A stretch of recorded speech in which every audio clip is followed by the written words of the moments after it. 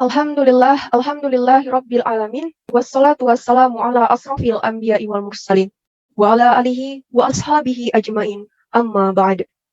First of all, I would like to thank God, Allah Subhanahu wa Ta'ala, who has been giving us blessing and mercies so we can attend today in a good condition. Salawat and salam may always be poured out to the Prophet Muhammad Sallallahu Alaihi Wasallam by saying, Allahumma salli wa sallim wa barik alaihi. The Honorable, the Dean of Faculty of Islamic Economic and Business, Mr. Dr. Muhammad Yafiz M.Ag. The Honorable, the Head of Research Center of Faculty of Islamic Economic and Business, Mrs. Dr. Kamila S.A.Aka, MSc, CA. The Honorable keynote speaker, Mr. Ahmad Amin Dalimunte, PhD, and Ms. Munjia Hayati, SPDI, M.Hum. And proud of all the participants who were present today. Nasi ketan ditambah ragi, jadikan tape buat nostalgia. Hadirin sekalian, selamat pagi. Semoga selalu sehat, bahagia. Let me introduce myself. My name Kamila Ganing Aksani, and I will be your master of ceremony today. Ladies and gentlemen, welcome to the International Internship Preparation Faculty of Islamic Economic and Business, UIN Sumatera Utara. Let's open this event with Basmalah. Bismillahirrahmanirrahim. Additionally, we move on to the second session. Let's sing the national anthem, Indonesia Raya, and Mars UIN Sumatera Utara. Ladies and gentlemen, please stand up.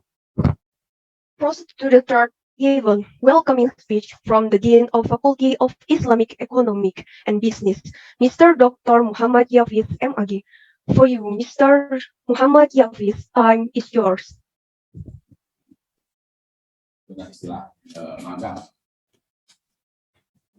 Pertama, atas nama pimpinan Fakultas Ekonomi dan Bisnis Islam UIN Sumatera Utara, saya ingin menyampaikan apresiasi dan penghargaan atas terselenggaranya kegiatan sosialisasi dan pembekalan International Internship Preparation. Ya. Saya ingin mengatakan bahwa kita akan mencoba sesuatu yang baru dan berbeda dari kegiatan-kegiatan pemagangan yang sudah pernah kita lakukan.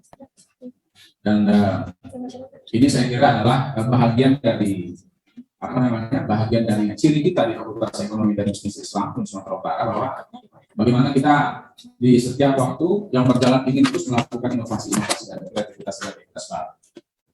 Saya kira adik-adik sekalian juga merasakan misalnya bagaimana perjalanan terkait dengan kebijakan kegiatan magang sebelum atau pada masa-masa awal dengan kegiatan magang yang belakangan kita lakukan. Ya, misalnya contoh bahwa kemudian pemagangan yang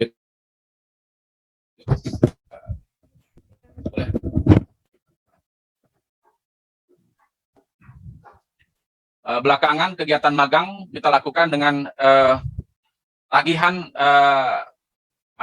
penulisan jurnal, ya, supaya ini juga dalam kaitan untuk mendorong adik-adik ini menjadi lebih terampil dalam kaitan untuk publikasi di jurnal ilmiah.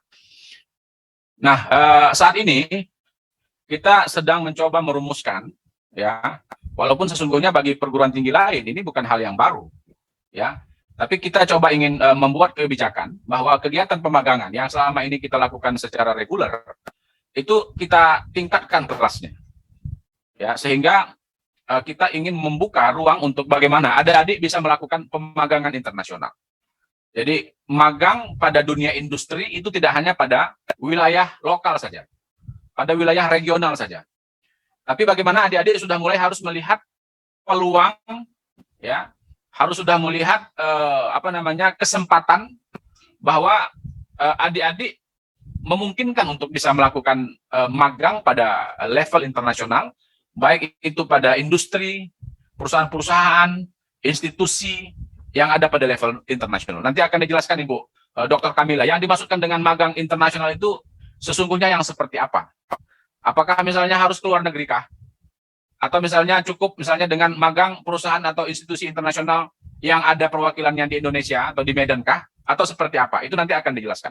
Tapi tentu saja yang lebih penting dari itu adalah bagaimana kita memastikan kesiapan kita untuk bisa mengikuti dan menyahuti kebijakan yang akan kemudian kita ambil. Saya kira itulah yang kemudian menjadi poin penting, yang menjadi tujuan mengapa kegiatan pembekalan atau sosialisasi international intensive preparation ini kita lakukan. Ya, karena saya kira tidak akan kemudian menjadi tidak baik, akan kemudian menjadi sangat tidak pas kalau kemudian ada sebuah kebijakan yang kita buat, tapi kemudian kebijakan itu tidak diikuti dengan berbagai kegiatan-kegiatan yang bisa menopang kegiatan itu. Contoh misalnya ketika kemarin beberapa waktu yang lalu kita membuat kebijakan tentang alternatif penyelesaian tugas akhir melalui jurnal, selain misalnya adik-adik boleh melakukan tugas akhir selama ini yang dilakukan secara konvensional dengan menulis skripsi. Sekarang kita dorong kebijakan yang kita buat. Tapi tentu saja bagaimana supaya kebijakan itu jalan? Kita siapkan berbagai fasilitas kegiatan untuk memastikan bahwa adik-adik mempunyai kemampuan untuk bisa melakukan penulisan jurnal itu. Sehingga kita fasilitasi dengan sejumlah kegiatan-kegiatan, baik itu dalam bentuk pelatihan, baik dalam bentuk workshop. Yang terakhir misalnya melalui laboratorium PBWin Sumatera Utara, ya Bu Kamila, dan juga di backup oleh PB Career Center, kita melaksanakan kegiatan intensif research class. Ya, jadi kelas riset intensif untuk membekali adik-adik mahasiswa dalam kaitan untuk meningkatkan skill dalam penelitian dan tentunya juga yang ditindaklanjuti dengan publikasi dari hasil karya ilmiah atau penelitian itu. Hari ini kita menggagas sebuah kebijakan tentang magang internasional. Ini akan kita launching, ya, kita akan coba masuk, walaupun seperti yang saya katakan tadi bahwa ini sesungguhnya bukan hal baru bagi sebagian perguruan tinggi. Pemagangan internasional mendorong mahasiswanya untuk masuk pada level internasional dalam kegiatan pemagangan. Itu sesungguhnya adalah bukan hal baru. Oleh karena itu, kita akan lakukan ini, dan tentu saja sebagai bagian dari fasilitas yang menopang atas kebijakan ini, maka hari ini kita laksanakan sosialisasi. Hari ini kita laksanakan pembekalan. Bersama kita sudah hadir narasumber yang sengaja kita undang, Ibu Munjiah Hayati, SPDI Empo. Ya, nanti akan berbicara tentang bagaimana adik-adik harus membuat atau menuliskan aplikasi registrasi di perusahaan, kemudian mengajarkan tentang bagaimana interview yang baik, ya. Kemudian juga nanti akan dijelaskan tentang sedikit terkait dengan public speaking, dan saya kira kesempatan ini harus adik-adik ikuti, ya, baik yang ada di ruangan ini maupun yang mengikuti kegiatan ini secara Zoom, ya, sehingga kita berharap pertama yang ingin kita bangun adalah kepercayaan diri. Itu pertama. Adik-adik mempunyai kepercayaan diri untuk mengambil kesempatan bisa mengikuti kegiatan magang internasional. Itu yang pertama. Yang kedua, tentu saja kegiatan ini kita berharap akan meningkatkan skill adik-adik.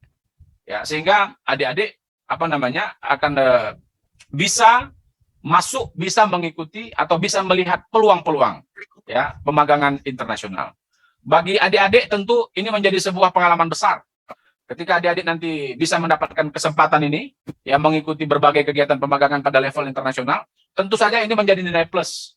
Yang ketika nanti adik-adik akan masuk ke dunia kerja yang sesungguhnya, adik-adik akan punya pengalaman dan ini akan menjadi sebuah nilai tambah. Ya, karena magang ini sesungguhnya adalah proses atau bagian dari kegiatan pembelajaran yang akan lebih mendekatkan adik-adik kepada dunia kerja. Jadi mendekatkan adik-adik pada dunia kerja. Walaupun sesungguhnya ini masih dalam kaitan proses pembelajaran. Adik-adik nanti setelah ini akan memiliki pengalaman, dan pengalaman itulah yang kemudian akan adik-adik dibawa ketika adik-adik menjadi sarjana. Itu pertama. Bagi kami, bagi institusi, bagi fakultas ini menjadi penting dalam upaya kita melakukan inovasi-inovasi kebijakan dan kreativitas pembelajaran. Sehingga kami berharap kegiatan ini nanti bisa kita laksanakan. Tentu saja sebagai sebuah kebijakan baru akan ada penyesuaian-penyesuaian. Akan ada perbaikan-perbaikan, ya. Namun yang paling penting kita akan berkomitmen untuk kemudian melakukan ini dan memperbaiki secara pelan-pelan sehingga kegiatan ini nanti pada hari-hari atau pada masa yang mendatang akan kemudian menjadi lebih baik. Saya mau katakan begini, bahwa kadang-kadang hal-hal besar itu dimulai dari tindakan-tindakan kecil.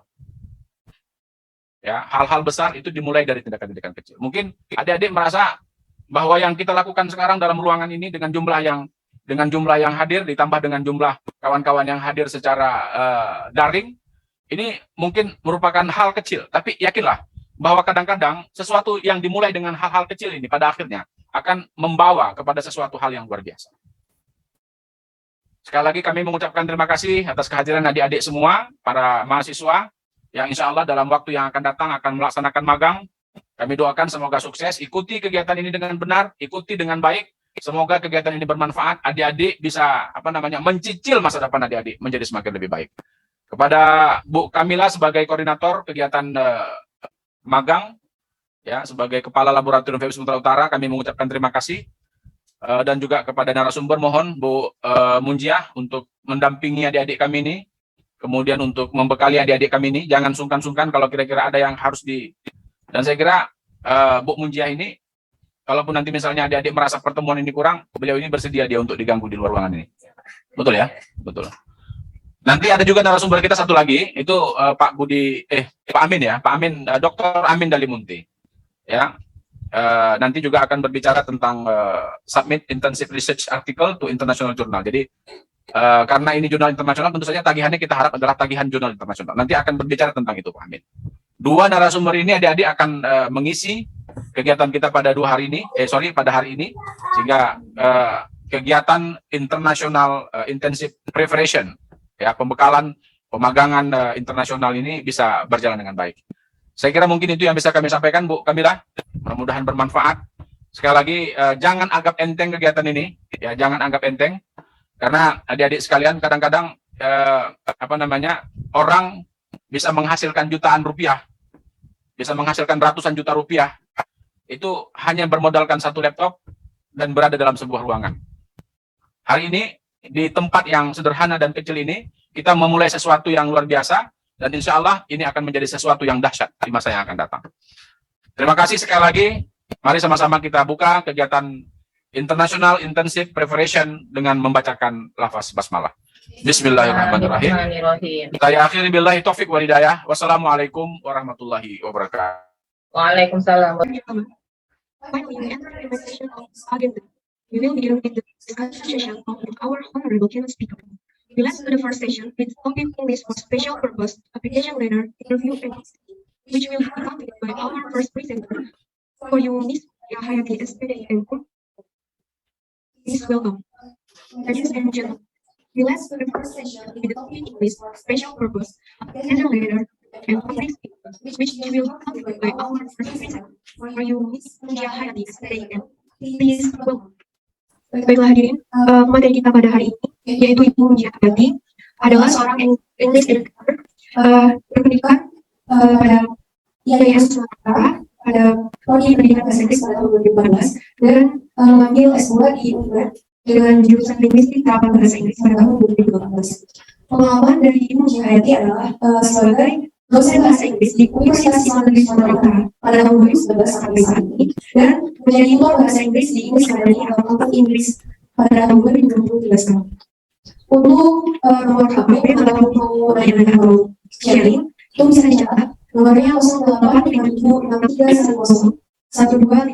Silakan. 0857 6310 12. Munjiah Hayati ini mau ya untuk di WA ya Bu ya, siap ini kalau mau nanya-nanya terkait materi. Ada alamatnya di Kota Medan, Sumatera Utara. Keahlian dari materi kita ini yang pertama public speaking, grammar, and video editing. Bahasa yang dikuasai adalah bahasa Arab dan bahasa Inggris. Kalau dilihat dari CV-nya berarti materi kita ini bukan kaleng-kaleng ya teman-teman. Jadi kalau bisa dipahamkan lagi dan konsentrasi atas materi yang akan disampaikan. Semoga ilmu yang disampaikan nanti dapat kita aplikasikan dalam kehidupan, tidak hanya untuk daftar magang internasional, tapi juga bisa untuk hal-hal yang lain gitu. Karena memang materi yang akan disampaikan ini sangat umum untuk kita aplikasikan di dunia pekerjaan terutama. Mungkin kepada teman-teman semua untuk jangan jangan sepele gitu sama materi yang akan disampaikan dan benar-benar memperhatikan apa yang akan disampaikan sama materi nanti. Oke, kepada Miss Munjiah Hayati SPD Hukum, saya persilahkan. Assalamualaikum warahmatullahi wabarakatuh.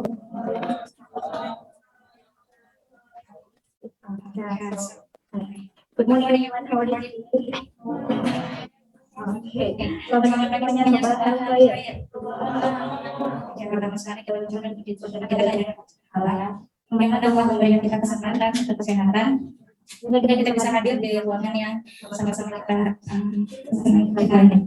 apa namanya kita sedang menempatinya. Kemudian adalah hormat kita kepada Bapak Ketua Majelis Hakim selaku dan Happy Winslow. Terima kasih banyak atas kesempatannya untuk berbagi sedikit pengalaman kepada adik-adik yang insya Allah akan magang di perusahaan internasional. Kemudian terima kasih kepada Mila selaku kepala laboratorium yang juga telah memberi kesempatan untuk kita sama-sama berkumpul dan sharing di ruangan ini. Kemudian terima kasih kepada adik-adik saya yang telah berhadir pada hari ini baik secara offline dan secara virtual, yang mana saya juga bersiap untuk mendengarkan materi-materi yang akan disampaikan oleh beberapa pemateri pada hari ini. Oke. Jadi hari ini tema kita itu adalah seputar magang internasional. Oke, langsung kita mulai materi tentang hari ini. Apa itu? Application interview and public speaking. Ini kayaknya materinya terkesan bahasa Inggris semua dan mungkin ada sedikit berat. Tapi kita akan membawanya secara kita santai aja ya dan paham gitu. Kita akan masing-masing topik ini, baru kita bisa tahu apa ngapain ya setelah ini kayak gitu. Oke.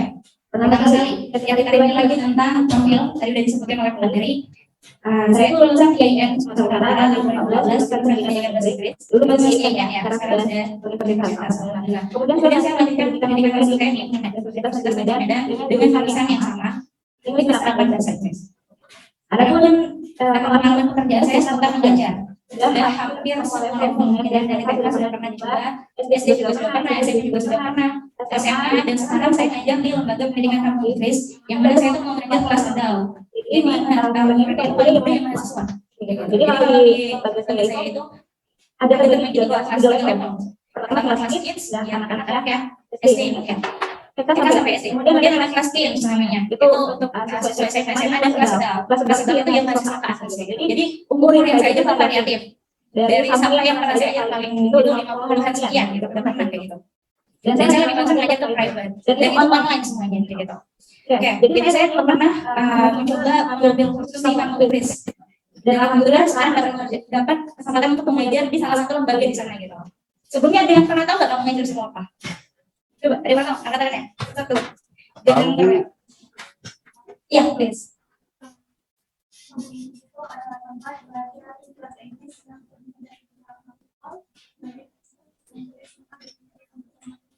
Oke, betul. Ada tahu yang lain? Di mana tempatnya mungkin atau biasa gimana cara belajarnya? Gimana? Ada yang mau tambahan? Ya. Ada Bu.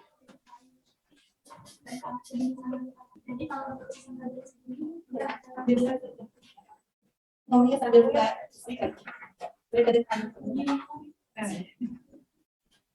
Ya, terus?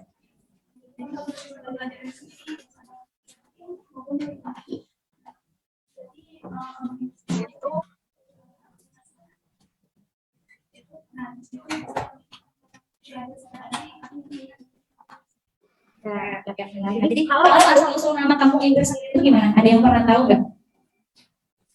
Ya, jadi kampung Inggris itu sebuah kampung. Kalau kita bisa bilang desa ya, karena dia kabupaten. Kalau kita kan Medan itu namanya kelurahan. Jadi ada satu kelurahan namanya Tulunrejo apa? Saya juga kurang ingat persis nama kelurahan desanya itu apa. Desa itu terletak di salah satu kabupaten di Jawa Timur, yaitu Kediri. Pari itu di Kediri itu di Jawa Timur, ujung Pulau Jawa, dekat sekali dengan Bali. Gitu. Jadi itu adalah satu daerah, kalau kita kelurahan kayak kita di sini nih, kelurahan apa nih misalnya? Kita bilang daerah Panci. Di sini ada banyak lembaga kursus ya. Misalnya ada gitu ya dulu GO, apalagi kita kalau kursus bahasa Asia, kayak gitu dan masih banyak lagi. Sebenarnya sama halnya dengan kampung Inggris tersebut. Kampung Inggris itu adalah satu desa yang di mana di desa itu banyak sekali kursus bahasa Inggris. Jadi banyak lembaganya. Gitu. Jadi kampung Inggris yang benar yang itu benar kayak gitu. Kampung Inggris itu adalah sebuah kampung yang namanya kampung Inggris karena dia punya banyak bahasa Inggris. Kalau di sini kita bahasa Inggris ya udah kan sudah begitu kan. Atau sebatas bahasa Inggris kayak gitu. Kalau kita aja lebih detail dari paling sampai yang pro. Speaking ya, juga dia speaking ada speaking basic, ada speaking sama dan seterusnya. Sama kita mau bahasanya kayak sedikit juga seperti itu. Jadi di sana lebih detail. Lebih dan kita lebih tahu kita itu ya, sebagian menerapkan kelas SS, yang mana kita bilang biar awal masuk kelas. Kita kalau misalnya jam 4, teman-teman yang mungkin selain kita buat belajar mudah. Sama kalau kita teman-teman yang sekolah dulu kita. Jadi kita harus tahu porsi kita mana ya. Kita harus tahu apa ya. Sebagian menerapkan kelas SS agar tidak sama. Kayak gitu. Tapi bukan yang tidak menerapkan kita sendiri yang aman. Jadi tidak apa namanya? Jadi kita masuk ke tempat yang tepat. Biar kita nyaman di situ. Memang apa namanya? Teman-teman yang sementara kayak gitu. Kembali ke Inggris. Jadi kalau Inggris itu kenapa dia begitu terkenal ya? Karena kan dapat terkumpul orang-orang dari Sabang sampai Merauke benar. Bahkan ada juga orang dari luar negeri. Jadi kenapa di lihat banyak mahasiswa Thailand yang belajar di situ. Ternyata banyak berkuliah di yayasan sendiri. Jadi banyak muslim Thailand itu yang berkuliah di sana. Dan rata-rata mereka pakai cadar. Mungkin juga ada kerjasama antara yayasan sana dengan beberapa universitas Thailand atau gimana? Saya kurang tahu, tapi memang banyak di sana bahasa Thailand itu yang belajar juga di kampung Inggris gitu. Kemudian karena kampung Inggris itu banyak kursusnya dan seperti kita ketahui beberapa tahun dalam pandemi ya, dan itu mungkin salah satu dampaknya itu ya ke apa namanya? Kepada ini apa namanya? Kepada kehidupan mungkin orang-orang di kampung Inggris tersebut. Gitu. Jadi karena pandemi orang susah berakses ke sana dengan segala alasannya gitu. Jadi banyak sekarang kursus bahasa Inggris di kampung Inggris itu yang membuat kursus virtual atau kursus online gitu. Kalau kursus yang sedang saya tuliskan ini, yaitu ada kursus virtual, ada online, ada kursus online gitu. Sebenarnya banyak kan seperti itu. Jadi kalau kita seberapa banyak misalnya, apa namanya kursus ada banyak. Dulu zaman saya kesana 2.500 kursus, apalagi sekarang mungkin ada 300 atau lebih kayak gitu. Jadi memang misalnya tempat berkuliah banyak orang yang memang tujuannya sama, goalnya sama untuk belajar bahasa Inggris. Kenapa orang kesana? Karena namanya cuma explore gitu. Kenapa kita itu bisa bahasa Inggris? Gitu kan ya. Jadi karena orang sama-sama kesana, kita kan di sana itu bertemu dengan orang dari berbagai daerah dengan background yang berbeda, culture yang berbeda, bahasa yang berbeda. Gitu. Dengan banyaknya perbedaan itu, kalau misalnya kita bisa membaur dengan baik, kita bisa dapat insight yang banyak. Mungkin kalau kita di Medan gitu, tidak banyak transmigran dari luar Medan. Tapi kalau di Jawa, orang dari mana-mana berbeda. Apalagi memang tempat itu memang tempat khusus bahasa Inggris ya. Tempat berkuliah orang untuk belajar bahasa Inggris sehingga orang bela-belain dari mana-mana ke sana untuk belajar. Jadi kita ada dayanya mungkin dari sana ke sana. Tapi kita datang ke keluarganya dia gitu. Jadi memang di sana benar-benar berbaur. Tanpa kita tahu mungkin latar belakang keluarga seperti apa gitu ya. Oke, itu sebentar kampung Inggris ya gitu. Jadi saya berada di sana tuh sebenarnya tidak apa ya.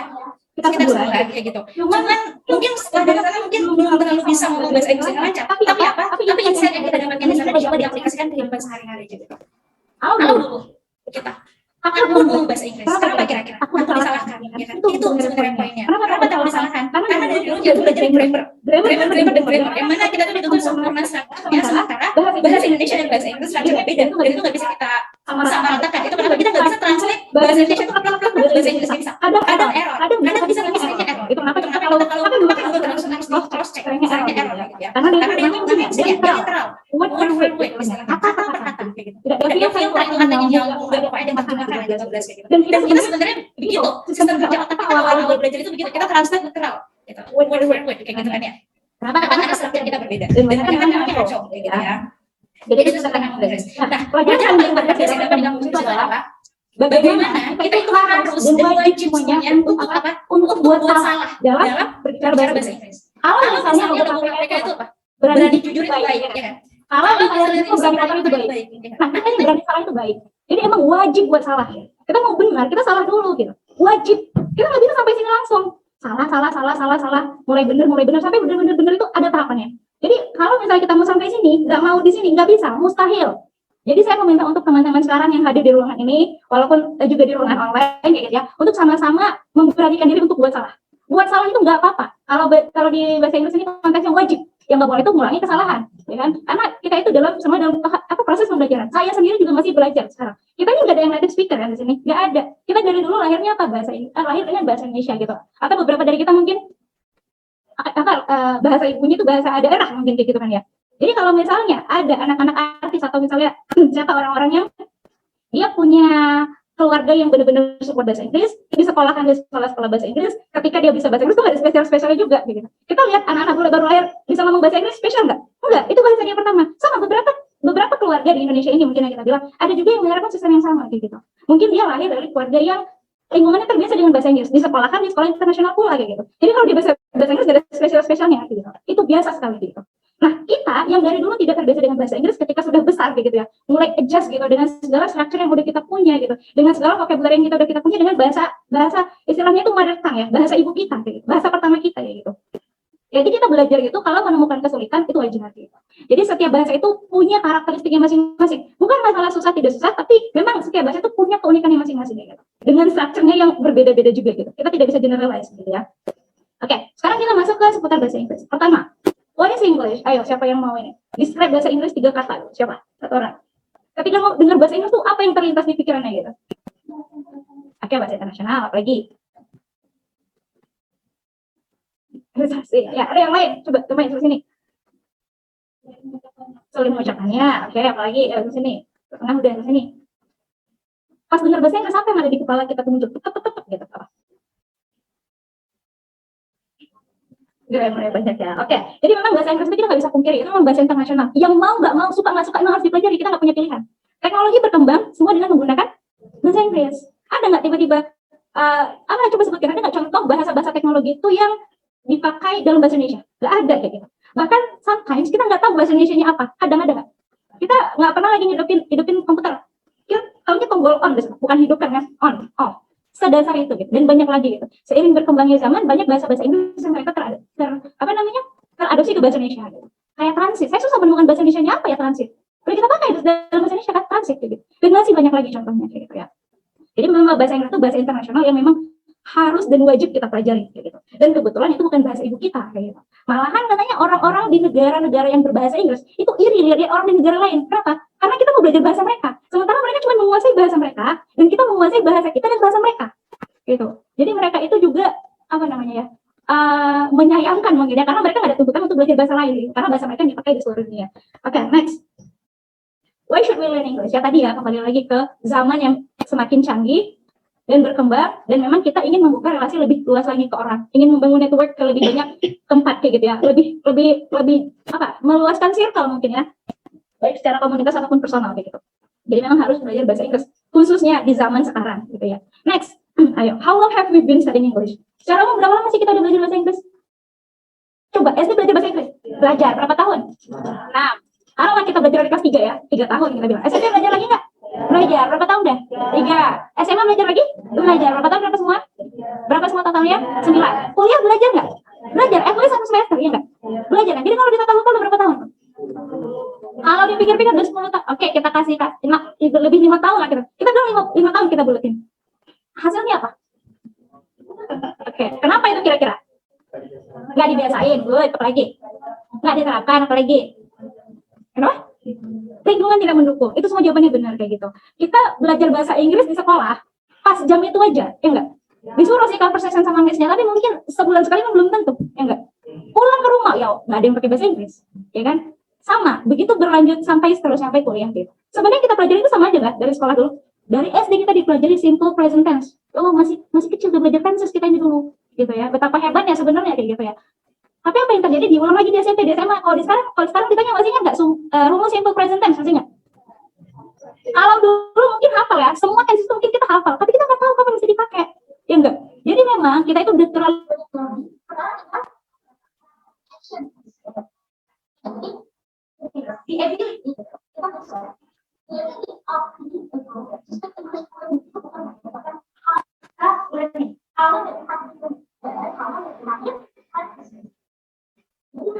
maaf nih.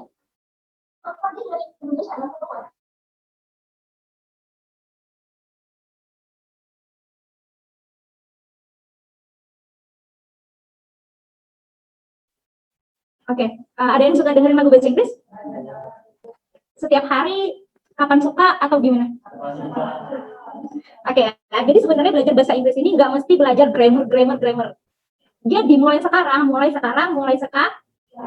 harus berani buat salah, harus berani buat biar bisa benar baca salah dulu. Itu udah 1000 salah belum? Kalau belum nanti belum bisa benar. Paham kan maksudnya? Jadi memang nggak ada pilihan, harus buat salah, kayak gitu. Terus apa? Belajar bahasa asing, that's a long process. Belajar bahasa asing, apapun itu long process. That's not instant process. Saya juga bukan produk instan yang baru belajar sehari, 2 hari, sebulan, 12 tahun, 3 tahun. Nah, kayak gitu. Jadi memang that's a long process, tapi kita harus bergerak dan kita harus memulai kayak gitu. Kalau kita nggak mulai, kita stuck aja, nggak sampai ke sini. Kan tadi harus ke sini kan. Gitu. Ada tangganya kayak gitu. Oke, jadi memang harus dimulai dari hal-hal yang kita sukain aja gitu. Tapi memang berbahasa Inggris gitu. Belajar dari lagu boleh, asal jangan bablas ya kan. Nanti kebanyakan hafalan lagu pula daripada hafalan Quran ya kan. Kayak gitu. Nah, belajar bahasa Inggris dari lagu boleh. Belajar bahasa Inggris dari movie boleh.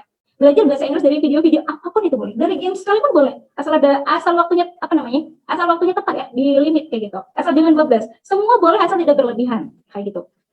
Nah, dan kita itu harus tahu level kita itu apa dan kita itu minatnya apa kayak gitu. Kalau mau belajar dari lagu silahkan, tapi jangan sekedar didengarkan. Coba cek liriknya kadang-kadang, sekali-sekali maksudnya. Coba cari artinya sendiri. Try to guess. Coba tebak-tebak ini apa ya kira-kira artinya. Jangan sikit-sikit buka kamus, sikit-sikit buka kamus. Kan tahu buka kamus cuma sedetik kan, apalagi online. 2 detik, kita bilang 3 detik kayak gitu. Lupanya berapa? 3 detik juga kayak gitu. Jadi jangan manja langsung tiba-tiba ke kamus gitu. Kalau mau kita ini di sini semua sekian tahun belajar bahasa Inggris. Vocab kita itu tidak sesedikit yang kita pikir loh. Mungkin kendalanya kadang, aduh miss, vocabnya sedikit. Kata siapa sedikit? Banyak vocab kita ini, banyak. Paling sedikit kita tahu 100 kata, paling sedikit. Angka aja ada berapa? Ya enggak? Tapi masalahnya apa? Kita nggak tahu mengarrange nyusun structure itu gimana gitu. Ya enggak? Iya. Kenapa? Karena nggak karena dari dulu belajar teori, grammar, segala macam gitu ya. Dengan structure-nya yang kompleks menurut kita. Menurut orang itu structure Indonesia itu kompleks. Jadi kita ini saling menyalahkan bahasa kalian susah, kita bilang bahasa mereka susah gitu. Itu kenapa kita nggak bisa bilang bahasa itu susah. Bahasa itu punya keunikannya sendiri-sendiri. Gitu. Oke? Next one. Oke, sebelum ke sini. Tadi ya, intinya gini. Kita itu mulai belajar bahasa Inggris dari hal yang kita sukai. Misalnya, yang laki-laki suka nonton football, sepak bola kayak gitu ya. Pergi ke YouTube, cari video-video sepak bola berbahasa Inggris komentarnya gitu. Itu mau kita nggak ngerti sedikit banyak kan kita paham apa yang dia bilang kan. Kenapa ada actionnya? Gitu. Oh ini. Jadi walaupun kita pertama kali denger nggak tahu apa yang dia bilang, tetap aja dengerin. Sikit-sikit pasti ada yang didapat. Tapi itu konsisten. Misalnya yang perempuan suka masak atau suka dandan atau suka apapun itu, pergi ke YouTube cari video tentang itu. Belajar dari hal-hal yang kita sukai. Itu namanya belajar pasif. Ada belajar aktif, ada belajar aktif, ada belajar pasif. Belajar aktif itu mungkin kita masuk ke kursus, kita belajar grammar secara utuh, belajar cara ngomong yang baik dan benar bahasa Inggris dan segala macamnya. Tapi belajar pasif itu bagaimana? Belajar pasif itu dari menonton hal-hal yang kita sukai, minat kita gitu. Jadi secara tidak langsung kita entertain diri kita dengan kita belajar itu in the same time begitu. Paham nggak maksudnya? Jadi mulai sekarang, mungkin habis meeting ini ya, nanti saya share beberapa link yang kalian bisa itu belajar di sana. Tapi kuncinya satu, konsisten, istiqomah. Istiqomah itu susah memang, yang gampang apa? Istirahat katanya. Emang iya. Istiqomah itu susah memang, siapapun bilang seperti itu. Being consistent of doing many things itu memang tidak gampang kayak gitu. Being consistent itu memang tidak gampang, tapi bisa. Semua orang bisa, karena nggak ada modalnya, kita nggak perlu bayar untuk jadi konsisten, ya nggak? Ya kan? Kalau kalian pernah tahu buku Atomic Habit, ada yang pernah tahu? Nah, habis ini cari ya buku Atomic Habit by James Clear. Jadi Atomic Habit itu menceritakan, tahu atom tidak? Atom tahu? Apa itu? Partikel yang sangat kecil ya. Jadi kita create, mulai besok ya, kita create new habit semuanya. Kita buat habit baru. Nggak perlu kayak besok aku mau nonton video bahasa Inggris 10 jam, enggak. 10 menit aja udah cukup. Tapi konsisten. Bisa? Yakin ya? 10 menit tapi setiap hari. Kalau bisa lebih, that's better, right? Ya kan? Jadi bikin konsisten dulu yang pertama. Atom itu kan kecil kali kayak gitu. Tapi kalau dikumpulin rupanya banyak juga. Ya kan? Air setetes-setetes, kalau di ember penuh juga rupanya. Ya enggak? Jadi, we are here designed perfectly by Allah. Paham maksudnya? Jadi setiap kita itu ternyata udah didesain. Kita ini masterpiece-nya Allah loh. Tahu masterpiece? Masterpiece tahu? Masterpiece itu mahakarya. Jadi dari semua ciptaan Allah, ternyata saya pernah baca buku yang menyatakan bahwa manusia ini adalah produk paling sempurnanya Allah itu kita. Apalagi udah sampai bangku kuliah gitu. Jadi jangan bilang nggak bisa. Itu namanya mental block. Apa? Nggak ada yang nggak bisa. Masa nggak bisa kalian udah bisa sampai kuliah di sini? Itu mustahil kan? Tapi memang kita itu didesain berbeda. Anggap ya, di kepala kita ini ada cup yang berbeda-beda. Ada orang cupnya 2 liter. Ada orang 1 liter. Ada mungkin setengah liter. Atau mungkin yang memang dia super, mungkin dia 3 liter. Tapi that's not a big deal. It doesn't matter. Itu nggak apa-apa. Seberapapun cup yang kita punya, kita harus isi sebaik dan semaksimal mungkin. Besar pun cupnya nggak diisi sama dia, sama aja. We design, kita udah terdesain seperti itu sama Allah. Dan itu kita nggak bisa deal-dealan lagi. Dan itu nggak bisa diperbesar lagi. Itu bagaimana kita yang kontrol untuk masuk ke dalam cup kita itu tersebut. Apa yang mau kita masukkan dan semaksimal apa kita bisa memasukkannya ke cupnya. Dan ini mengacu kepada ada namanya fast learner, ada slow learner. Kita harus tahu speed kita yang mana. Nggak mesti kita jadi fast learner dulu gitu. Kalau memang kita misalnya slow learner, nggak apa-apa. Berarti mungkin orang berlatih 2-3 kali cukup, mungkin kita masih 10 kali. Tapi itu nggak apa-apa kayak gitu. Itu bukan kekurangan yang harus dipasrahkan gitu. Allah, aku nggak secepat dia belajar. Enggak, diusahakan. Semua bisa diusahakan. Kayak gitu. Paham maksudnya? Paham ya? Nah, kalau misalnya mau di-rate nih bahasa Inggris kita. Berapa ini? 1 to 5. 1 to 5 star. Berapa? Ayo, yang mau menjawab. Yang 1 star mana? Ada yang 1 star? Hah? 5 star, 5 star. Ini dulu, 5 star ada? 4 star, 3, 2, 1. Berarti no star ya? Aduh, harus 1 star lah. Kalau bintang 1. Tidak lama ya kalau bintang 1 ya. Oh, gimana?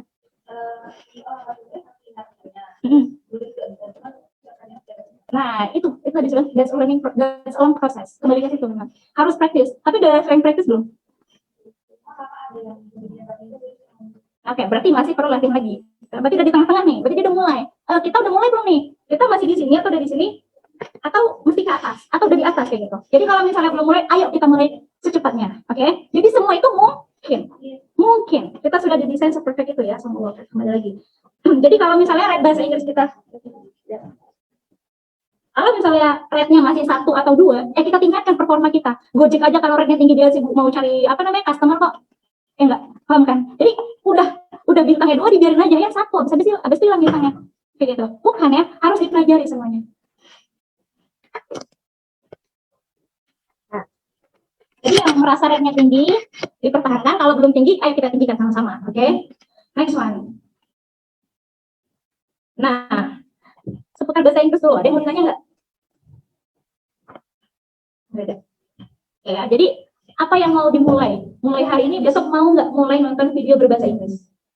Mau ya? Pertama kita harus tahu level kita dulu, gitu. Kalau misalnya kita lihat atau nonton bahasa Inggris yang menurut kita ngomongnya terlalu cepat, kita juga males. Apa yang dia bilang? Tapi kalian tahu tidak mengontrol speed di YouTube itu? Tahu ya? Nah, kalau menurut kita terlalu cepat, bisa speednya diatur. Gitu. Dicepatkan juga bisa, kalau mau dilamain juga bisa. Boleh. Oke, kita praktek YouTube-nya ya. Tapi ada yang udah tahu belum cara kontrol speed-nya? Ada yang udah tahu? Atau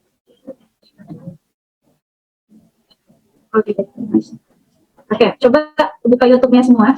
Bisa tidak akses cepat? Dari dulu kan kita belajar bahasa Inggrisnya sama orang Indonesia ya. Ya enggak? Sekarang coba belajar bahasa Inggrisnya, referensinya ditambah dari orang luar. Kenapa? Kalau biasanya kita belajar bahasa Inggris sama orang Indonesia, biasanya contohnya jarang yang make sense. Entah kapan mau dipakai. Gitu. Saya pergi ke sekolah, udah ke sekolah lagi masalahnya. Paham kan kayak gitu. Jadi kita pakai coba menambah referensi dengan mencari influencer bahasa Inggris yang dia itu, we can say dia itu tutor online gitu ya. Tapi dia itu memang native kayak gitu. Coba cari nih, Speak English with Teacher Tiffany. Ya, kita buka satu videonya ya. Speak English with Tiffany. Menurut saya dia ini native speaker, dia ini Amerika ya. Dia orang Amerika, tapi dia ini memang tahu pasarnya itu memang pembelajar gitu. Itu kenapa dia kontrol speednya bagus sebenarnya. Tapi kalau menurut kita masih terlalu cepat, kita nggak apa-apa di ini dulu. Di mundurin dulu speednya. Udah kali ini.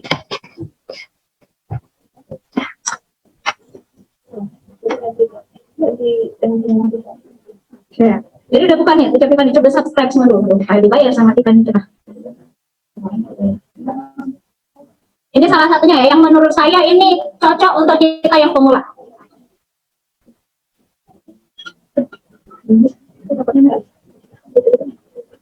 Jadi buka semua, coba ditonton videonya sebentar. Kita nunggu koneksi dulu. Coba ditonton semua videonya. Salah satu random aja. Dicoba dulu dengerin. Oke, sudah didengarkan? Gimana? Oh, lagi dengerin. Gimana menurut kalian? Ada yang dipahami nggak dari yang dia ngomong? Ada yang dapat nggak sedikit persen pun? Ada ya? Terlalu cepat atau sedang atau maunya lambatan dikit? Sedang ya? Paham apa yang dibilang? Paham ya? Nah, itu salah satu contoh. Itu salah satu contoh kreator ya. Kita bilang sebenarnya influencer yang dia itu native, tapi dia itu memang dia itu teacher. Dia itu teacher Tiffany gitu. Jadi memang dia itu teacher dan dia punya akademi ya. Kayak institut begitu, tapi mungkin itu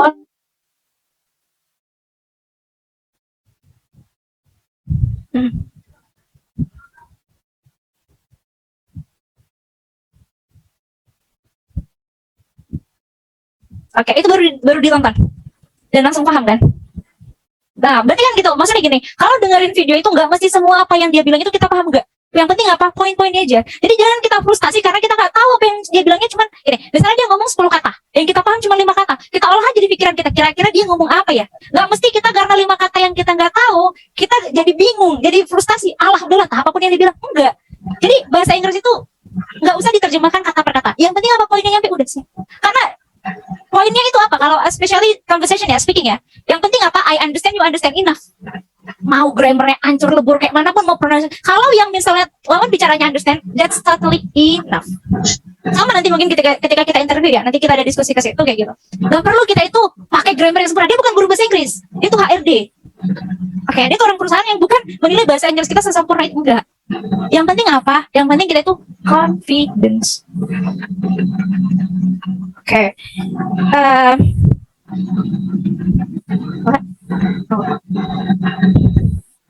Bentar ya.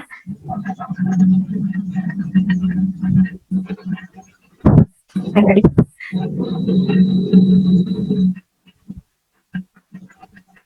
Nah, itu hanya salah satu channel ya, channel yang bisa kita jadikan referensi untuk belajar bahasa Inggris. Dan masih banyak lagi. Saya punya ratusan channel yang bisa saya share. Insya Allah setelah meeting ini mungkin. Host disable. Hostnya disable.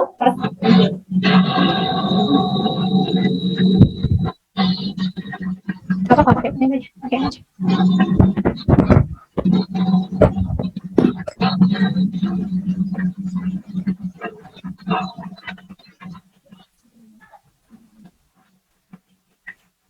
Oke, jadi bisa nggak mulai besok atau mulai malam ini atau mulai siang ini langsung nonton video itu beberapa dulu lah, dengerin dulu, dan besok melakukan apa? Besok juga melakukan hal yang sama dan seterusnya. Jadi mulai hari ini, besok dan seterusnya konsisten nonton video dia aja. Kan nggak bosan ya kan? Kan bisa sambil golek-golek, nggak mesti kita duduk rapi pakai baju rapi, enggak.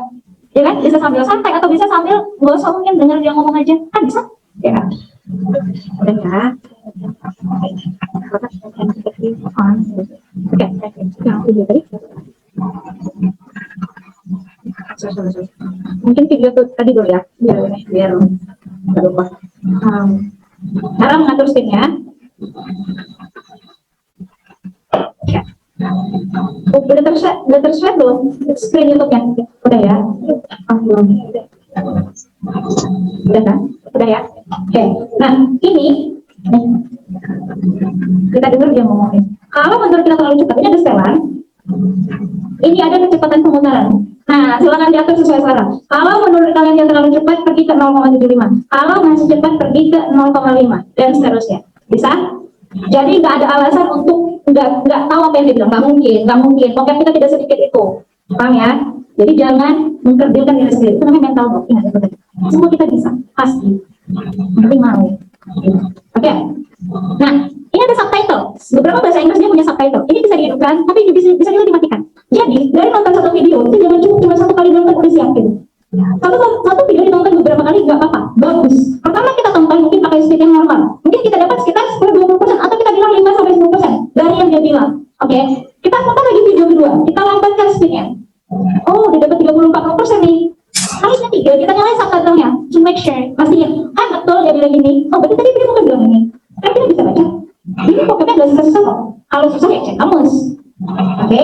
Jadi nggak ada lagi alasan kendala nggak bisa bahasa Inggris. Dengan zaman yang super canggih, aplikasi banyak yang berbayar dan gratis yang bisa kita download di Play Store free, ya kan? Nggak kita manfaatkan dengan baik. Cuma scroll TikTok untuk main-main, nengok-nengok tren, boleh. Tapi sekarang ditambah referensi tontonannya di TikTok juga udah banyak sekarang.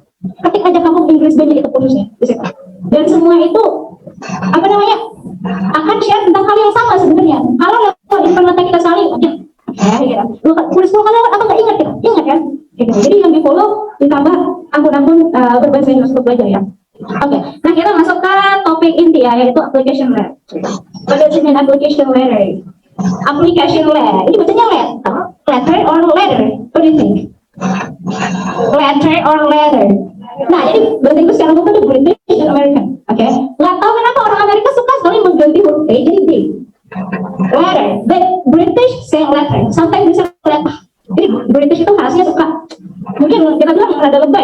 that's their identity, that's their characteristic, begitu. Kalau begitu saja kita nggak bisa blaming, ya kan? Itu udah karakter mereka gitu. Nah, American say letter. I myself, I prefer American style.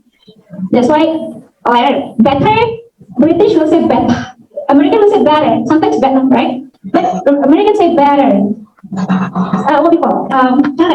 Teko, cattle. But American say cattle. And many more. Oke, ada banyak lagi. Itu karakter saja gitu. Terserah kita mau yang mana gitu. That's not a big deal. Bukan hal yang harus berbeda. Oke, application letter. That's in bahasa we call it. Oke, kita ke definisi dulu mungkin. Surat resmi yang dibuat oleh pelamar kerja dan dikirimkan ke perusahaan juga. Jadi secara resmi application letter ini adalah surat lamaran. Surat lamaran untuk karena kita surat lamarannya ini untuk perusahaan, mungkin tujuannya ke perusahaan ya, atau kita bilang secara umum ke tempat bekerja atau ke sekolah atau kemanapun itu, tetap kita akan melamar. Sometimes you will say cover letter, just like you see. Mungkin ada some of differences, but that's not too much I guess. Ya, tapi bisa kita jual berdasarkan lihat saja application letter dan cover letter. Oke, next. Biasanya application letter ini akan disandingkan dengan resume. Benar resume? Ini benar.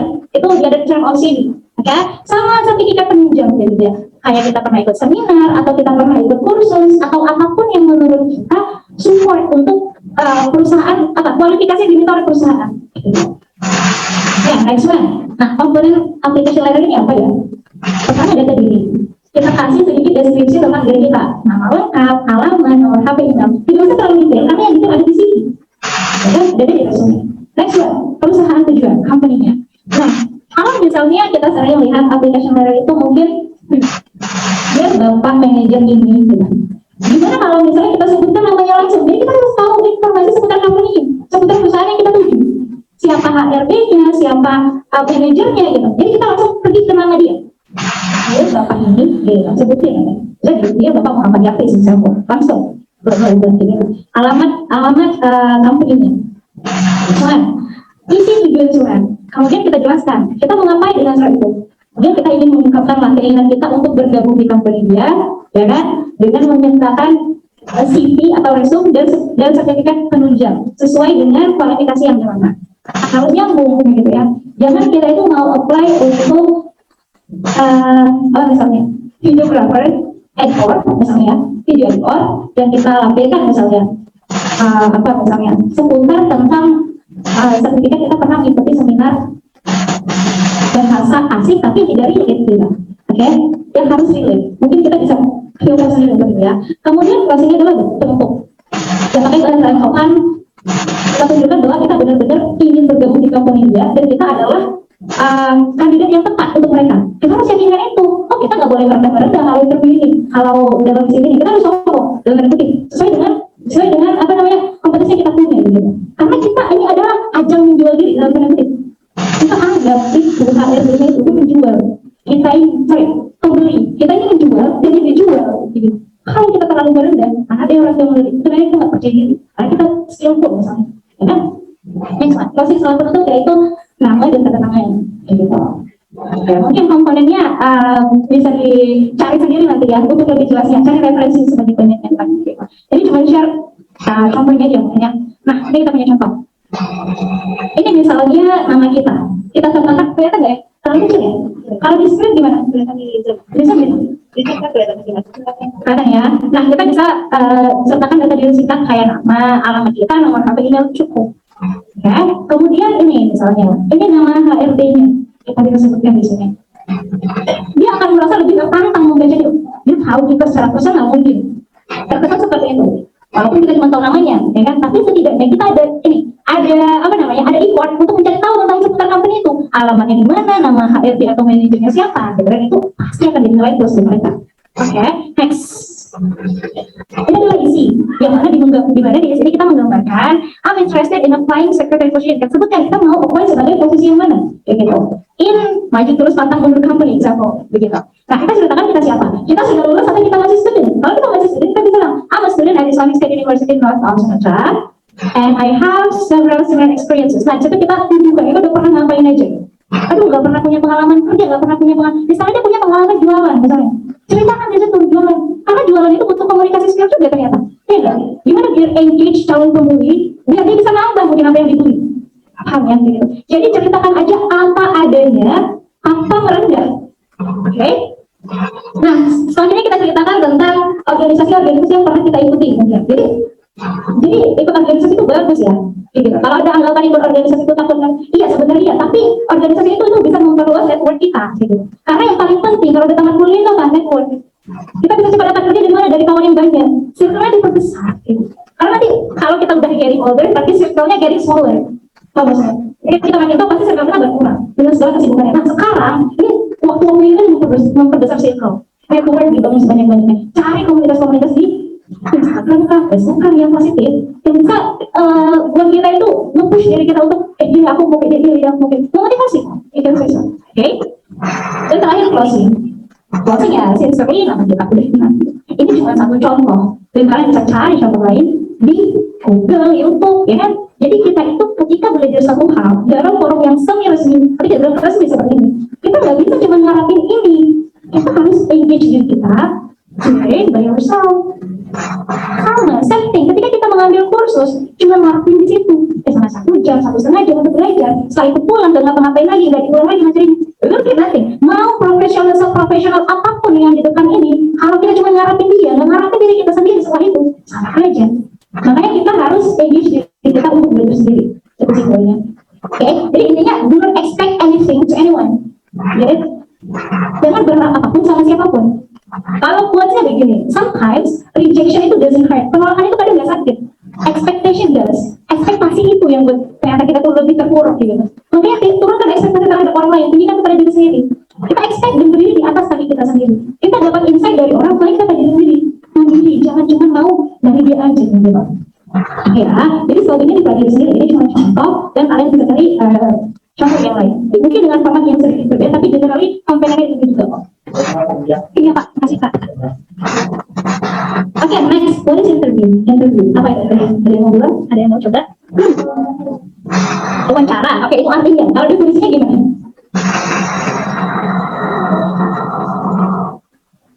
Nah, ternyata YouTube-nya masih hidup.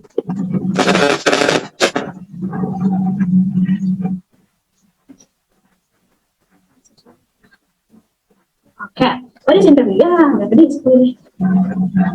Oke, interview adalah proses tatap muka secara langsung, gitu ya, untuk berkomunikasi dan bertujuan untuk mendapatkan informasi. Ya, tujuannya itu. Tapi kan interview itu secara umumnya tatap muka, mau secara virtual, mau tidak virtual, intinya tatap muka, langsung berhadapan. Oke, dan tujuannya apa? Untuk mendapatkan informasi. Kayak gitu. Next. Biasanya proses interview adalah langkah awal bagi perusahaan untuk meng-hire calon karyawannya, calon employee-nya, begitu ya, yang sesuai dengan kebutuhan mereka. Dia nggak akan rekrut kita kalau mereka nggak butuh dengan kualifikasi kita, gitu. Jadi kalau dibilangnya sudah lulusan S1, kita belum S1, ngapain dilamar? Itu sia-sia. Kalau dia mintanya lulusan memang yang sedang belajar atau fresh graduate, dia apply aja. Harus sesuai kualifikasi. Intinya kalau misalnya tidak sesuai dengan kualifikasi mereka, ya udah mundur aja gitu. Daripada nyampe diri, nggak akan mereka lirik gitu. Ya, jadi kualifikasi itu yang penting. Next one. Ketika kita interview, kita mungkin dihadapkan dengan persiapan gitu ya, bakal ditanya A, B, C, D, E, F. Itu jangan dihafal. Menghafal itu sangat-sangat tidak baik. Kenapa? Karena ketika kita sudah berhadapan dengan interviewnya langsung, kita nggak bisa pastikan bahwa hati dan otak kita tuh sama stabil dengan diri kita. Ya, nervous itu pasti adanya kayak gitu. Gak usahkan kalian, gak usahkan saya. Orang yang sudah jadi public speaker handal sekali, kalau ngomong dia nervous juga gitu. Oke? Jadi memang ini common issue yang kita itu pasti hadapi. Jadi untuk mengatasinya salah satunya itu jangan menghafal. Harus memahami apa yang mau dibilang gitu. Kalau kita menghafal, karena nggak tahu apa yang kita bilang, dan itu jadi masalah baru, bumerang buat kita ke depannya. Bakal ditanya tuh apa yang kita bilang. Kalau misalnya kita tahu, baru, tapi kalau enggak, jadi menurunkan skor kita, ya kan? Oke, next one. Apa yang interview? Nah, pertama outfit ya, atau appearance. You can say your look, bukan cuma looknya harus bajunya baru, meriah, enggak ya. Rapi. Kalau misalnya dalam company yang memang dia mengenai apa ya, sistemnya formal, ya kita formal. Kalau nggak formal, mungkin kita semi formal gitu ya. Kita conditional aja sesuai dengan kondisi kantor tersebut gitu. Rapi, yang penting rapi ya gitu. Mau wangi itu bonus ya, pokoknya rapi gitu, bukan mesti harus make up-an, ya rapi. Karena kalian bisa mengartikan rapi itu sendiri. Kemudian formal, dan semuanya ini kondisional, tergantung kebutuhannya. Kalau memang kita mau melamar di sekretari mungkin, atau dari customer service, mungkin kita dituntut untuk sedikit berdandan bagi perempuan mungkin. Atau mungkin kalau atau misalnya dia itu butuhnya sebagai sebenarnya customer service juga, mungkin dia mengandalkan tinggi badan gitu. Jadi kalau misalnya tidak kualifikasi kita, tidak usah apply gitu ya. Next one, attitude. Attitude comes first. Apa ya? Iya, itu selalu yang pertama. Always forever. Tidak. Apa namanya? Nggak bisa diganggu-gugat lagi. Attitude comes first. Mau dia pintar kali, kalau les attitude nggak juga dipakai sama mereka. Kita nggak butuh lagi orang pintar secara akademis, maaf ya begitu. Kita bisa lihat kan sistem apa di pemerintahan gitu, gelarnya tinggi kurang tinggi gitu kan, tapi apa yang terjadi? We got many corruption issues ya kan. Ya, padahal kalau dari sisi akademik bukan rendah gitu, tapi itu kembali ke situ lagi gitu. Jadi kan itu tolak ukurnya gitu. Oke, jadi itu adalah segalanya gitu. Dan itu didukung dengan disupport dengan ya educational background kita. Jadi sebisa mungkin kita selaraskan gitu ya. Apanya dari attitude ini? Gesture, gesture apa itu? Iya, gerakan tubuh. You have to move sometimes. Don't just like stuck begini. You can use your hand, your face expression, eye contact. Dan pastikan posisi duduk senyaman mungkin. Dan misalnya posisi bisa diputar-putar, dia jangan muter gini. Gitu ya. Jadi stay still misalnya. Stay still itu duduk manis. Kalau mau disilangkan kakinya silakan, mau gimana mundur silakan, senyaman mungkin. Dan posisinya tegak. Jangan kaku lari juga. Keep the eye contact to the interviewer. Mau dia online, mau dia tidak online, eye contact itu menurut number one. Jangan kita ngomong sambil gini, padahal kan di atas itu kan sama bawah gini. Don't move too much, jangan terlalu banyak bergerak. Stay focus. Perhatikan kalau kita nggak boleh matanya, lihat hidungnya, lihat jidatnya, pokoknya lihat dia. Lihat. Eye contact, posisi duduk juga ya, dibuat senyamannya kita bagaimana.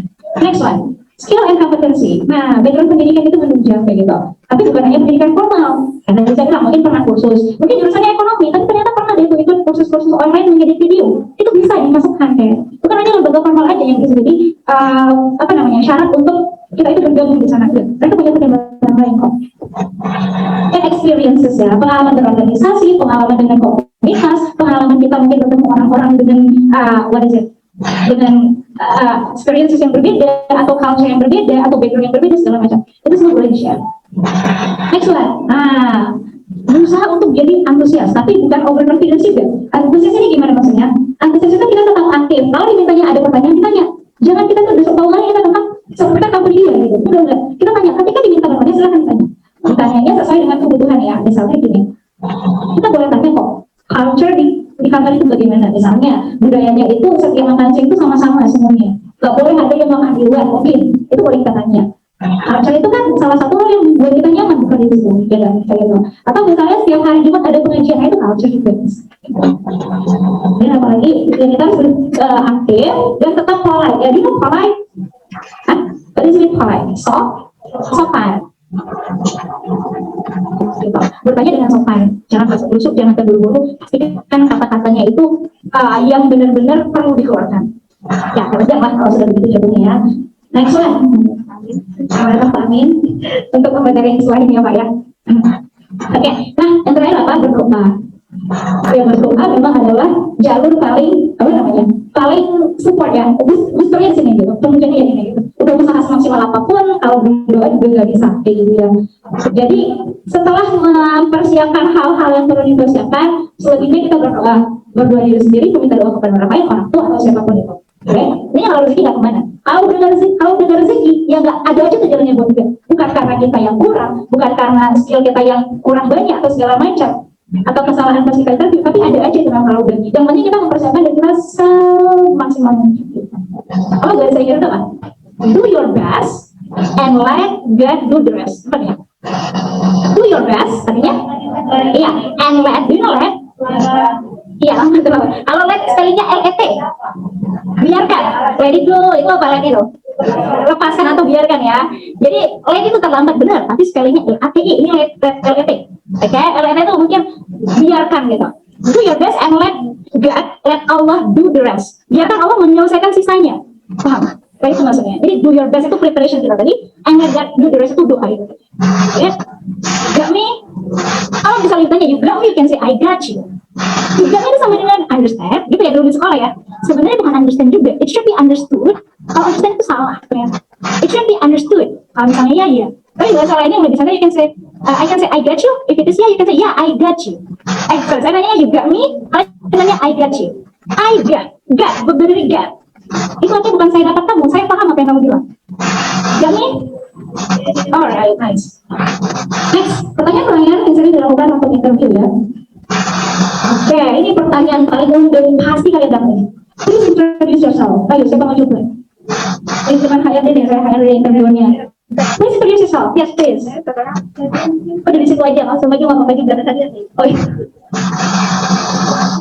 Oh, ada hadiah, yuk. Alright, please. Oh ya, oke, please. Oke, please. Boleh. Oke, boleh di sini. Come forward.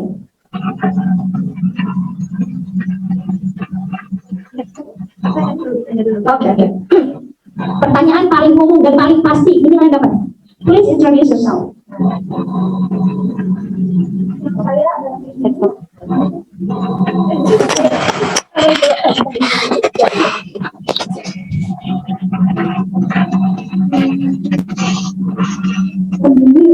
Di sini ada college student is State University of North Sumatera, and I'm third semester. And my faculty is Economic Business and Economic Faculty in State University of North Sumatera. I'm from this Sumatera, and I'm live in Pujuan State.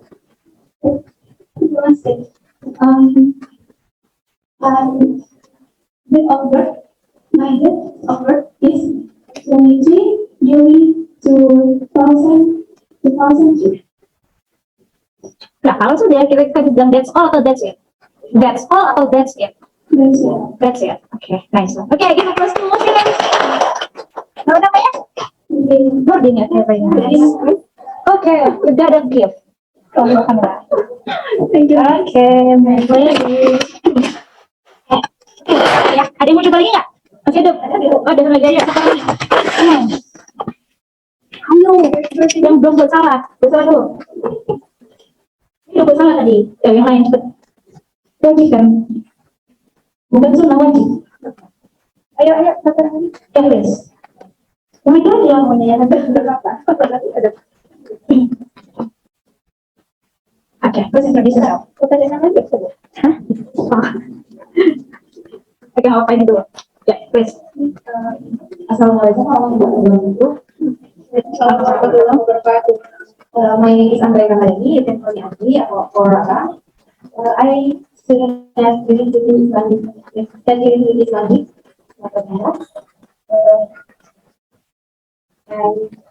I major in program Syariah. And I'm 20 years old. I live in Medan, and I'm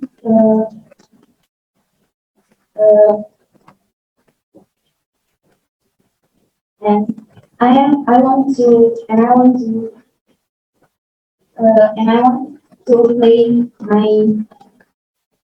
want to play my application letter in your company. Oke, very nice. Thank you. Mana bisa hadiahnya? Iya, sama-sama. Alright, nah jadi gitu ya cara memperkenalkan diri. Kalau ditanya udah bener belum ya? Udah, tapi kalau mau dibenerin lagi lebih bagus gitu, oke? Contohnya, oke. Pertama yang kita sebutkan identitas. Ada identitas semua disebutkan. Ternyata ada komponen lain yang harus disebutkan. Apa itu? Skill. Kayak tadi kita bisa sebutkan skill yang kita punya, gitu ya. Actual experience, berbagi pengalaman. Mungkin seputar organisasi, karena saya udah pernah bilang berulang-ulang. Jadi sebenarnya interview, application letter, dan public speaking itu sama semua di sini. Relate ke situ juga, gitu. Skill experience, jadi kita harus coba kasih deskripsi ke dia. Nah, kalau ngomong bahasa Inggris, ketika diminta, nah baiklah gitu kan kita ya. Bahasa Inggrisnya itu well. Jadi cobalah memulai semua pembicaraan bahasa Inggris dengan well. Itu kalau udah perumahan itu aja kita. Well, my name is. Kelihatan nggak? Deskripsinya mungkin kelihatan ya. Mungkin kita nggak bisa kita baca.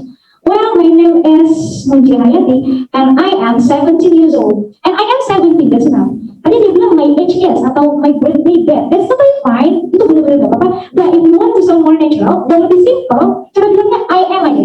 I am berapa umurnya? I am 17 years old, benar juga. I am 17 cukup. Udah tahu orang itu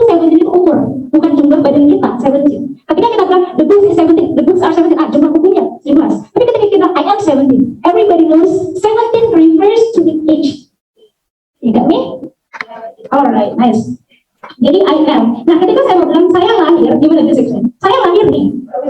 I was born perfect. I was born in bla bla bla on sebutin tanggal dan bulannya. Nggak salah kalau dibilang my birthday ya, that's totally fine, that's good job ya. Itulah namanya making mistake itu begitu. Ketika kita sudah make mistake, kita kan tahu what should we fix. Tapi kalau nggak dibuat gimana mau diperbaiki? Apa? Kan diperbaiki. Orang salahnya juga nggak tahu. So what you have then is great, okay? Jadi memang harus begitu prosesnya. Gitu. Jadi I was born in mana? On berapa? That's all. Okay, next. Ceritakan kita tuh dari situ benar-benar asal dari situ atau kita dari some other places. Example, I'm originally from Tapanuli Selatan, but now itu juga bisa sih. Tapi kalau currently kok enak aja didengar, dan lebih natural aja. Currently itu saat ini sama dengan now. Jadi there are so many expressions for saying saat ini. Nowadays, currently, recently, sama semua artinya. Jadi kita harus bisa memvariasikan kata-kata itu. Now, all the time. That's too word membosankan. That's boring ya. Gitu. Jadi bisa kita combine dengan we can say expression, ungkapan yang lain gitu. Currently, I live in Ajim Street in Serpong. Nah, ketika kita sudah lulus, kita bisa bilang I graduated from Islamic State University. Ketika kita masih belajar, kita bilangnya I study atau I am study. Ini kita guru grammar ya. I am study atau I study. I am studying. Oke, kita catat ya di sini. Tapi ini cuma sharing. Ketika kita ternyata nanti sampai pada interview berikutnya, this is not totally important. Tapi ini saya share aja sedikit biar kalian itu tahu sebenarnya pembelajaran ini gimana. Dan bisa share. Oke, nggak apa-apa. Nah, jadi I study. B, I am study. C, I am studying. Itu salah satunya ada yang salah. Yang mana tuh? A, B, atau C? I study or I am study atau I am studying? Hah? Apa yang salah? Coba angkat tangan. Kenapa? Itu yang salah I am study. Kenapa? Karena kalau misalkan ada study, itu kata kerjanya nanti. Perfect, that's good, very nice. Ya benar ya. Jadi kalau misalnya I study benar, I am study benar juga. Tapi konteksnya berbeda. I study saat ini saya belajar. Kalau I am study sekarang yang ngomong itu lah dia sedang belajar. We are learning benar. Sekarang kita kan lagi belajar. Tapi kita nggak bisa bilang we are learning. Tadi kita makan, sekarang udah ngomong lagi. Gitu nih. Jadi hindari penggunaan verb i, hindari penggunaan to be. Kalau kita masih merasa kita itu masih dasar. Subject followed by verb all the time. Begini saja pakai formatnya. Ketika kita sudah bisa master di sini, baru kita pindah ke tense lain. Ini tense paling dasar yaitu simple present tense. Tapi masih banyak kita yang mengulang kesalahan ini. It's totally fine, that's understandable, completely understandable. Benar-benar nggak apa-apa dan benar-benar bisa dipahami. I am study itu kita kan paham, yang bule itu paham. Tapi cara kalimat kan tidak benar gitu. Kita kan belajar, masa kita sama dengan orang yang nggak belajar, ya kan? Dan we should fix it. That is totally fine. Famous ya. Karena kan kuncinya tadi I understand, you understand, you know. Tapi kalau misalnya kita mau lebih improve skill kita, ya kita lebih mau pro, ya kan? Kita fix grammar kita pelan-pelan. Jadi mulai sekarang hindari penggunaan I am gitu. I followed by verb. Kecuali kita nggak pakai verb.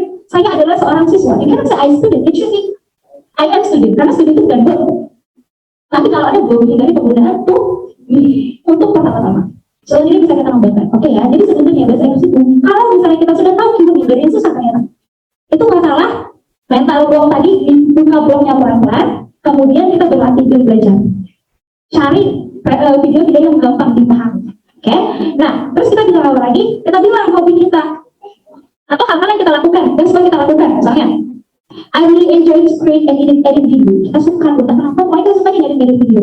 Kita bilang biasa dong. Atau kita suka kegiatan lain. I like play football. Tapi nanti coba ada nggak korelasinya ke bawah dengan requirement yang diminta gitu. Kalau misalnya ada, karena kita main bola kita jadi suka fokus, atau bisa melatih fokus konsentrasi kita nggak bisa kayak gitu. Oke?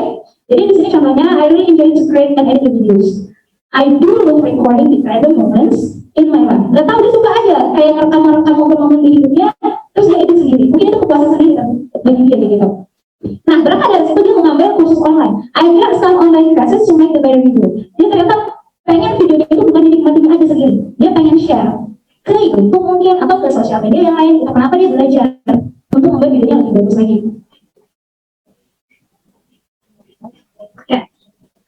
Oke, next one. Strength, what does it mean strength? Kekuatan atau kelebihan biasanya, di bahasa ini kelebihan. Jadi kita diminta biasanya sama interview itu ditanya, kelebihan kamu apa? ayo. Mau sokong Pak, ya. Kan kayak gitu, kita bilang, kita kelebihannya apa? Should be relate dengan apa yang requirement-nya, dengan require yang diminta sama company itu gitu. Kita itu kelebihannya apa? Kita fast learner kah? Atau kita itu orang yang detail sekali? Boleh diceritakan. Gak mungkin kita ada kelebihannya, sedikit banyak dibilang. Evidence, buktinya apa? Kita dengan kelebihan itu boleh, tapi kalau tidak ada evidence-nya, just still fine, bagus. Oke, contohnya, well, I'm kind well juga. Mulai dipakai well, dan kayak gimana gitu ya kan? Padahal well itu, padahal kita pas bilang well itu sedang narik nafas, sedang memikirkan apa yang mau bilangnya. Itu well itu salah satu hacks, kayak strategi yang kita tuh lupa apa yang bilang. Daripada kita lebih bilang well gitu ya. Well, I'm kind of creative person, and I realize it since I was in elementary school. Mungkin dulu dia waktu kecil di sekolah suka gambar-gambar gitu aja di kertas gitu, atau random things yang kita suka aja ngelakuinnya gitu. Ini positif gitu. Ada kan yang kita suka, entah misalnya manjat-manjat, ya bisa jadi climber, ya kan. Jadi ternyata jadi atlet gitu. Jadi semua hal-hal yang kita sukai, sekecil apapun itu boleh diceritakan. Dan usahakan relate ke apa tadi gue requirement-nya ya. Nah kemudian weakness-nya itu mungkin kita suka sih ngedit video, tapi ternyata suka merekam momen, tapi weakness-nya mungkin kita kadang nggak tahu tempat. Ternyata tidak semua orang suka di-record, tidak semua tempat bisa di-record. Mungkin itu kita too much itu terlalu berlebihan ternyata nggak boleh. Nah kita kasih solusi, tapi sekarang saya sedang belajar untuk mengontrol untuk itu, gitu. Mengontrol diri saya untuk lebih memperhatikan mungkin lingkungan atau orang-orang sekitar yang benar-benar nyaman dengan yang saya lakukan. Nah, kita bilang lah, and yeah, I'm just like the normal human being gitu. Nobody's perfect, ya kan? With some imperfection sides, dengan segala sisi-sisi kekurangan kita. Because I do love recording, kita bilang di sini, ternyata everything kita suka record banyak hal, ternyata ada people yang don't feel comfortable with that one. So how to fix this issue? Gitu. Nah, kita belajar untuk lebih peka lagi, gitu. Untuk lebih bisa self control lagi untuk lingkungan-lingkungan yang ternyata tidak bisa digeneralisasi semuanya ya. Oke, next one. Motivation. Motivasi kita apa bukan di sini? Kita sebutkan telling the truth saja. Jangan lebay kali istilahnya gitu ya. Sesuai dengan yang kita butuhkan. Kita butuh uang. Kita bisa bilang. Bukan berarti kita money oriented, tapi nggak bisa di-deny, nggak bisa dipungkiri bahwa memang kita kerja cari uang. Tapi dengan bahasa yang sopan gitu. Oke, next one. Stay polite ya, lagi-lagi dulu. Kita bisa bilang, well, lagi depannya kita say, well, I want to help my parents to fulfill our needs. And I will keep some for my future. Saya mau bantu orang tua saya, dan saya mau menabung juga. Kita bisa bilang gitu. Next, I want to improve my career. Kemudian saya memang pengen meningkatkan karir saya. That's why saya join di company yang berbiasa ini. Kita bisa bilang gitu. Okay. Next one, 5 years from now. Terus saya juga 5 tahun dari sekarang mau jadi seperti apa nanti? Ya, kita bilang sesuai dengan company goal-nya. Jangan goal kita dulu goal tujuan. That's right. Goal is tujuan. Jadi we have to express it based on company's goal. Kita ungkapkan sesuai dengan goal company-nya. Jadi not only with our personal advantages. 5 tahun lagi saya mau beli rumah, saya mau menikah, punya anak segala macam, pergi keluar negeri dan itu our personal advantages namanya. Itu kelebihan, keuntungan untuk diri kita sendiri. Kalaupun misalnya kita mau menyebutkan keuntungan diri sendiri, pastikan itu relate nggak dengan keuntungan yang company dapat. Gitu. Contohnya, well, I had a plan to improve my language skill, by learning some foreign languages. Saya mau improve bahasa asing saya saya mau improve skill bahasa saya dengan belajar beberapa bahasa asing gitu ya. Karena saya yakin, I'm pretty sure this company will get some of international customers. Saya yakin ini 5 tahun ke depan international customer-nya banyak, kita bilang gitu. Dan that's why I can engage in. Saya bisa engage and deal all things easily with them, begitu. Sedangkan kita dapat skill baru dan ternyata skill kita itu support untuk di company itu, gitu. Oke.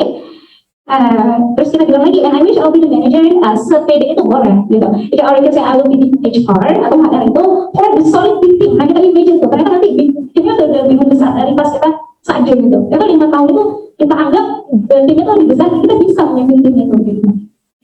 And we're going to create many positive stuff here. Dan kita pastikan kita akan membawa perubahan positif di company tersebut. Alright, next salary. Ditanya gajinya berapa ya? Terserah bapaknya, jangan. Kita bilang nomornya, jangan juga. Ini semua ada caranya gitu. We can make some deal. Be realistic. Kita butuh hidup dengan biaya, dengan duit yang kita dapat dari bekerja itu sendiri. Next, not money oriented. Kita tetap realistis tapi tidak money oriented. Ini money oriented. Uang hanya di kepala itu ya kan. Kita jangan sistem melakukan sesuatu itu juga bukan karena dikit uang gitu. Karena banyak hal lain yang bisa kita dapat. Rezeki bukan cuma uang gitu. Oke. Nah, contohnya gimana? Well, about the salary, it's flexible for me, gitu ya. Because I do believe if we give the best contributions to the company, we're going to get the best salary as well. Kita yakin kan, kalau kita berkontribusi baik, dan bisnisnya pasti company juga gak mungkin ngasih kita salary yang main-main. Kalau misalnya salary main-main, kita tinggal keluar. Jadi tuh hanya apa namanya, itu masalah kita yang kita mau self improvement gak, kita mau level up tidak, kita mau upgrade diri tidak. Selagi kita masih mau upgrade diri, itu company yang lari-lari ngejar kita. Ini oke, so apa namanya, kita bilang kita itu fleksibel sih, dan kita yakin kalau misalnya kita berbuat baik nanti hasilnya juga baik, di sini gajinya juga baik, sesuai dengan sesuatu. Nah, tapi kalau misalnya kita bisa bilang, if you ask me about the specific number, kalau diminta angkanya ya, that's fine. Forget, I would like to ask about itu seperti boleh. If you ask, tapi jangan langsung ke sini, openingnya dulu. If you ask me about the specific number, kita bisa bilang number di situ jumlah ya, jumlah gajinya. I would like to ask about 4 to 5 million mungkin, kita tambah 5 juta ya, ini negonya misalnya. But we can deal with it right, tapi itu bisa didealkan gitu. Kita ngajukan 4 sampai 5, bisa aja gaji kita jadi 10 juta, who knows ya kan? Siapa yang tahu, atau mungkin lebih rendah karena ternyata company itu budgetnya tidak sebesar itu. Tapi itu bisa di negotiate.